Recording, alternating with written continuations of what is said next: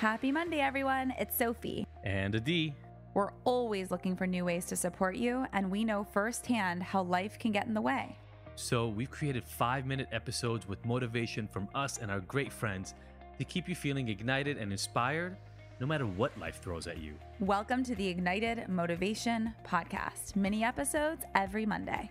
Listen while you brush your teeth. Or on your morning walk. And you'll never miss out on the latest tips and tricks that are keeping us feeling motivated.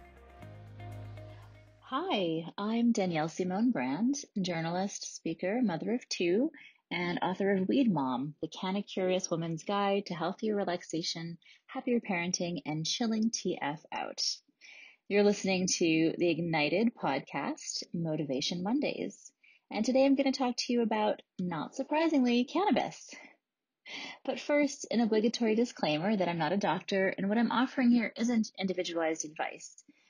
So let's get down to it. Cannabis and motivation are not an obvious pairing for a lot of people. We're many of us operating with these stoner stereotypes that says that people who use cannabis are unmotivated, apathetic, couch-locked. There's lots of jokes and memes about that. And really, that's what I used to believe. In fact, in my book, I tell what I call my own unusual cannabis love story because, in a nutshell, I used to dislike it.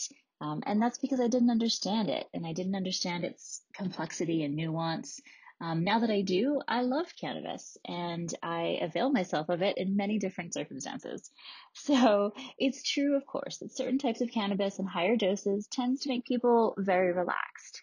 In some cases, that means sleepy and, just really, really chilled TF out. And that's extremely helpful and wonderful if you have trouble sleeping or you just really need to relax. However, if you're needing or wanting to be more active, that's not a great fit, of course. Fortunately, cannabis offers many more types of experiences than that, and the legal marketplace helps us make thoughtful choices about what to consume and how to consume. These are all super important pieces of what I call elevated consumption, and particularly important if you're a parent. So what does that look like?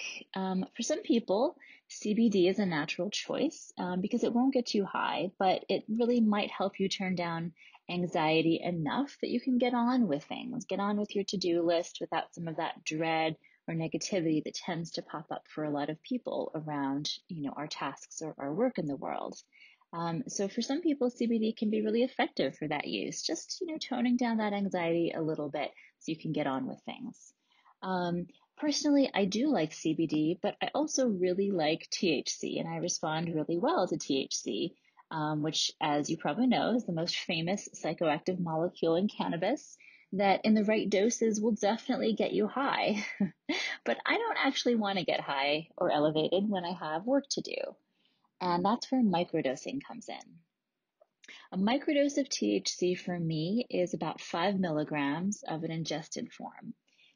If you're new to cannabis, though, or sensitive, then starting even lower than that might be a good idea, like 2.5 milligrams or even 1 milligram. For me, and for a lot of people, including women and moms that I interviewed for my book, a microdose of cannabis along with this great combination. So a little bit of cannabis, a cup of black tea or coffee if you drink coffee. I prefer Earl Grey, that's my favorite. And about 15 to 20 minutes of cardio all together, or, around the same time, really helps me get into my mindset for the day. It helps me get ready for work. I feel awake, aware, and focused, but I also feel calm and clear and just a little more loose, a little more creative than I might otherwise.